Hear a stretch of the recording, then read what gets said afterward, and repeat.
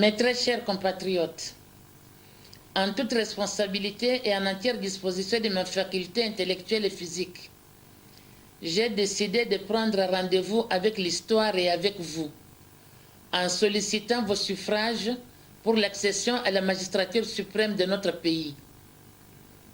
Je ne suis pas une inconnue qui se présente à vous, car vous m'avez successivement connu sous la Deuxième République comme bourgmestre de la commune de la Gombe, vice-gouverneur de la ville de Kinshasa, inspectrice d'État, gouverneur de la ville de Kinshasa, gouverneur de la province du Bas-Congo, membre du bureau politique, vice-président du comité central du MPR Parti État. Aujourd'hui, je suis présidente nationale du MPR Fait Privé et ministre de la Solidarité et des Affaires humanitaires. Cette longue expérience de gestionnaire administratif et politique me permet, soyez-en convaincus, d'assumer sans tâtonnement d'un débutant les lourdes charges de président de la République, parce que je connais notre pays et ses problèmes, vos problèmes, qui sont aussi les miens. Je crois ainsi modestement pouvoir être le moteur d'une vraie dynamique de reconstruction de la RDC. Et ma grande ambition se traduit par ma volonté déterminée de redonner vie, force et dignité à notre nation, à chaque Congolaise et à chaque Congolais. Défenseur de la philosophie humaniste et libérale, l'homme apparaît à mes yeux comme le premier facteur pour le rayonnement d'un pays. Permettre à tout habitant du Congo, quel qu'il soit, de vivre heureux et libre, tel est mon combat. L'épanouissement de la dignité et de la liberté de chaque personne doit être le fondement de notre culture politique à tous et au centre du projet de reconstruction et de développement de notre pays. La RDC est appelée à un avenir meilleur.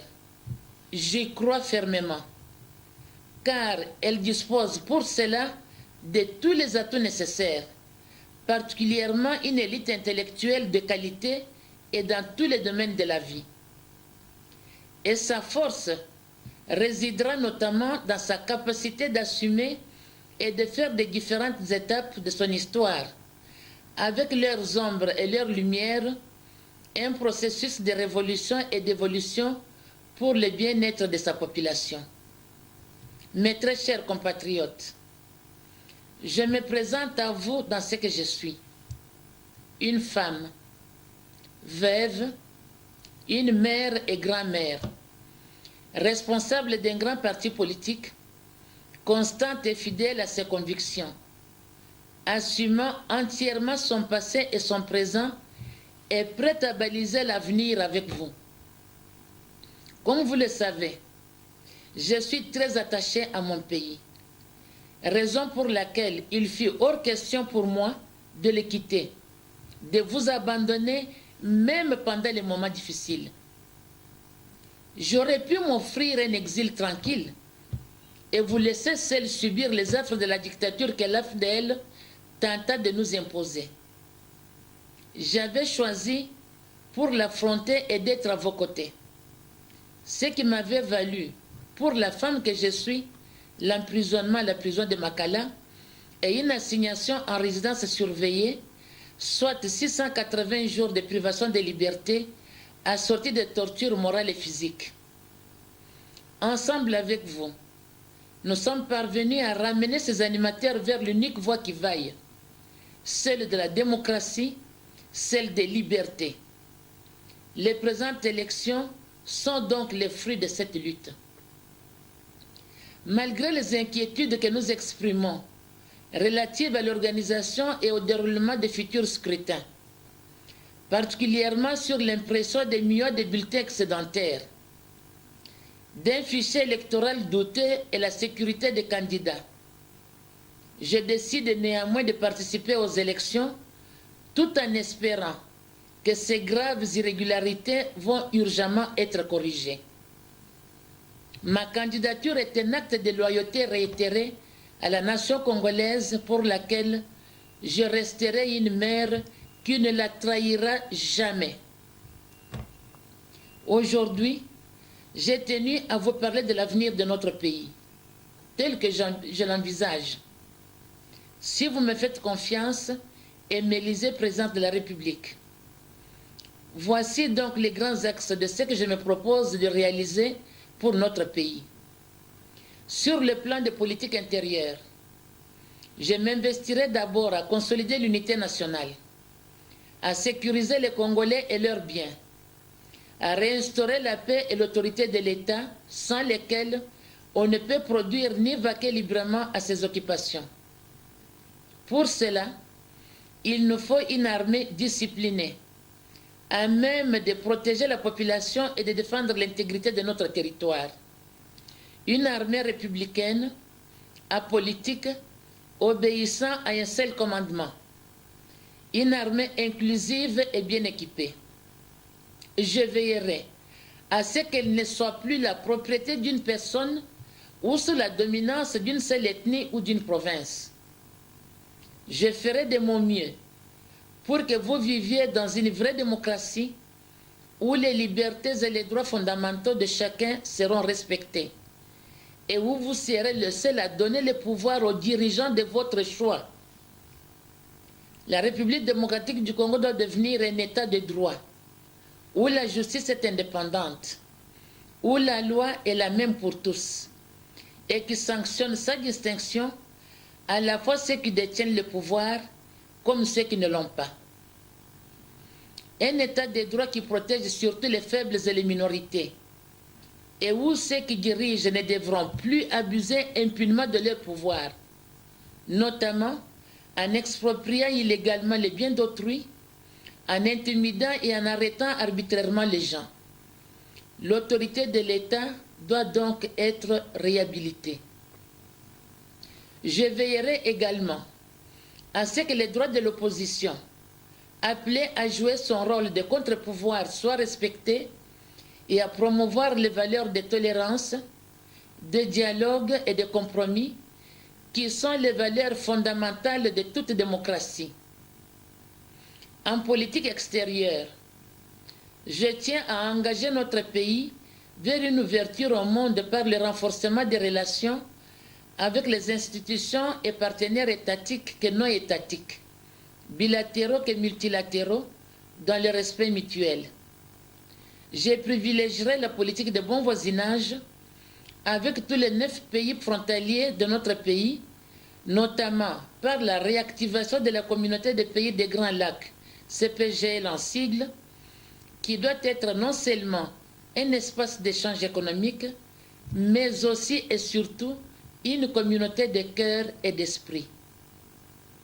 La non-ingérence dans les affaires intérieures des autres États devra être un des principes de base de notre politique extérieure. Sur le plan économique, je m'activerai à ce que l'économie soit au service de l'homme et ce que les Congolais puissent pleinement jouir des richesses de son pays. En vue de doter l'État congolais des moyens de son action et réduire le poids de nos engagements extérieurs, je m'appliquerai par une bonne gouvernance à mobiliser les ressources financières nationales par un bon encadrement des recettes et une rigueur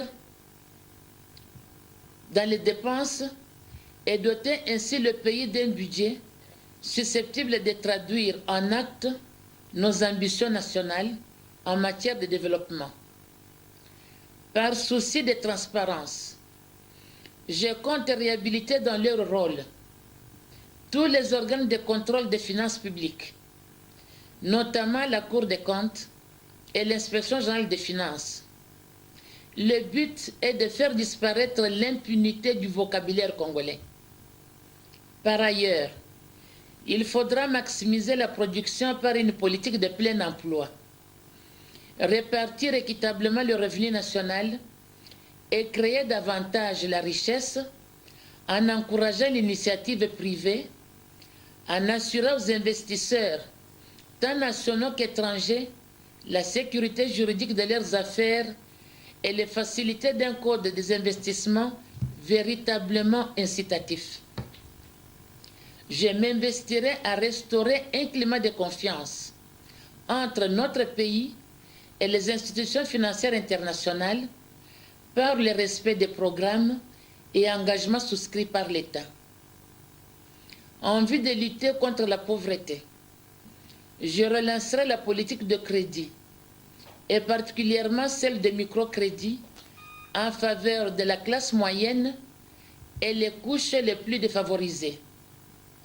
Je mettrai en œuvre une politique rationnelle d'utilisation et de commercialisation des ressources énergétiques afin qu'elles servent à nos industries et aux besoins domestiques des Congolais.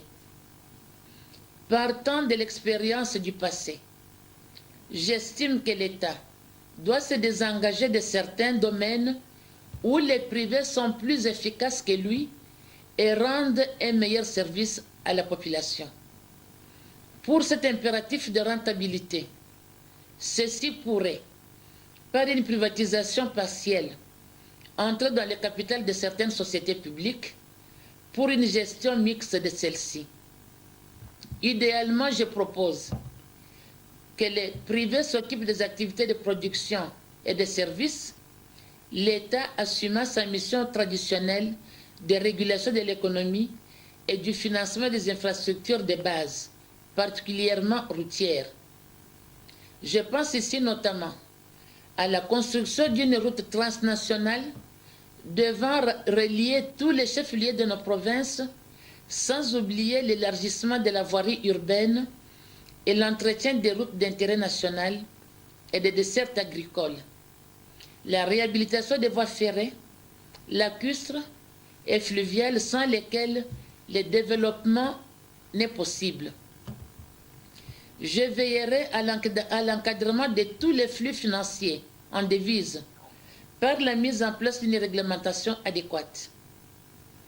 Afin de créer un flux de capitaux frais à court terme, je compte lancer un programme de recherche et d'exploitation dans le secteur minier et dans celui des hydrocarbures.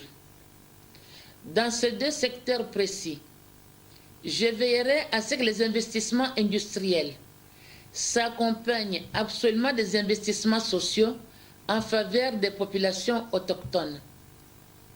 Afin d'atteindre l'autosuffisance alimentaire, je compte notamment relancer les anciennes plantations abandonnées, l'industrie de pêche et les pêcheries jadis existantes, ainsi que les élevages. Sur le plan social, je continuerai à m'investir au bien-être de chaque Congolais. Je m'investirai surtout à rendre la dignité aux travailleurs et aux agents de l'État.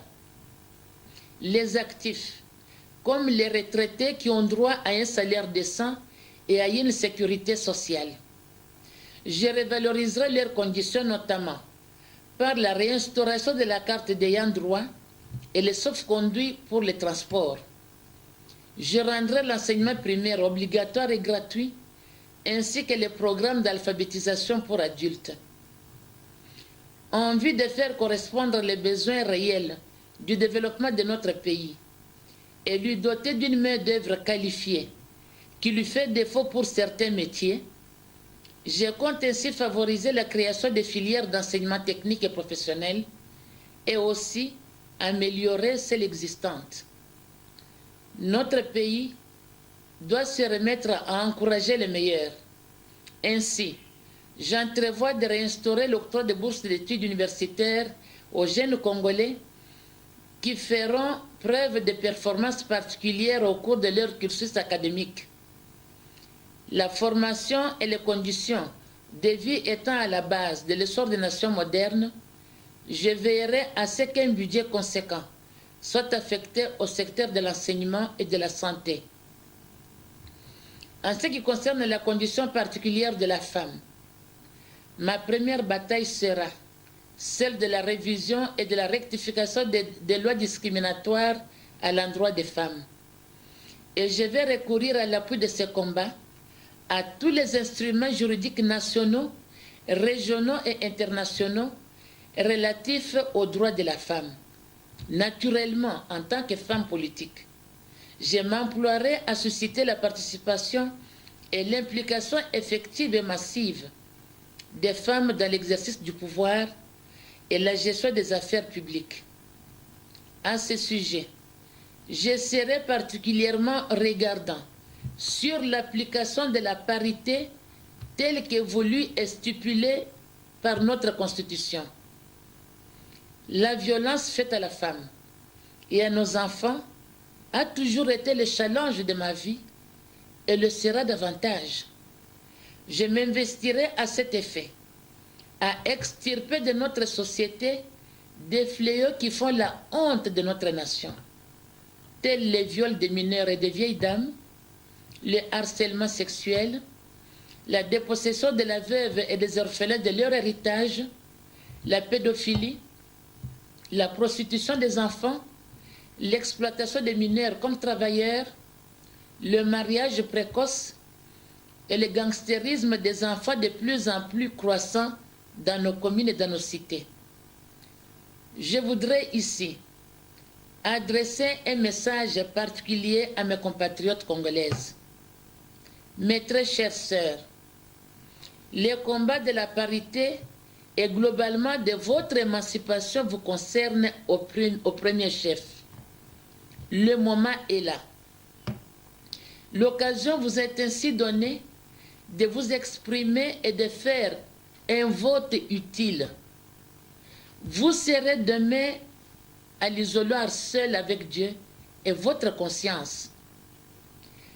Je compte donc sur vous pour concrétiser cette lutte que nous avons menée ensemble pendant des années.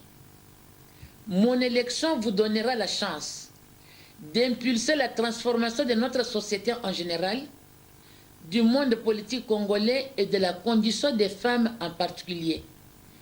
L'heure de la victoire, mes sœurs, est arrivée, ne la ratons pas. En vue de juguler la crise du logement et les effets d'une urbanisation anarchique, j'envisage de mettre sur pied une politique planifiée de l'habitat et de l'assainissement du milieu, notamment en remplaçant les bidonvilles par la construction de logements répondant aux normes d'une bonne qualité de vie. Il en est de même de l'assainissement de notre environnement. Je mènerai, comme je l'ai fait dans le passé, quand je fus gouverneur, un combat contre l'insalubrité dans nos villes et cités. Combat contre la saleté qui est aujourd'hui à la base de beaucoup de maladies. Je m'engage à promouvoir la médecine de proximité en réhabilitant des infrastructures médicales de base. La médecine traditionnelle sera encouragée par l'encadrement de ses praticiens. Dans le domaine de l'éducation, la non-maîtrise de la langue française étant généralement un frein au parcours scolaire, je mettrai un accent particulier sur une solide connaissance du français de l'enseignement fondamental. J'encouragerai également l'apprentissage des langues étrangères afin de mettre les Congolais au diapason de la mondialisation. Enfin, sur le plan culturel, soucieuse de notre authenticité congolaise, je m'investirai à protéger le patrimoine culturel ancestral, à encourager et à promouvoir toutes les initiatives dans le domaine de la culture et des arts modernes, notamment par la protection du droit d'auteur et de la propriété intellectuelle, par la création des centres culturels et par la construction d'un grand musée national digne du Grand Congo. Mes très chers compatriotes, nous avons la responsabilité de mener notre pays sur la voie du développement. Et le miracle de son essor ne viendra pas du ciel. Il réside dans notre savoir-faire et dans notre savoir-être. Il réside également dans votre volonté, dans notre volonté d'extirper avec foi et détermination tous les maux qui rongent fondamentalement notre pays, dont les deux les plus grands sont l'impunité et la corruption, contre lesquels, je vous le promets, je mènerai une lutte féroce et sans merci. Et le grand remède contre tous ces maux et la bonne gouvernance, que l'on obtient en appliquant ces principes qui sont la compétence, l'efficacité, la responsabilité, la transparence, le respect du droit, le contrôle et la sanction. Tel est le chemin et la condition du relèvement de notre pays. J'y crois fermement et je vous remercie.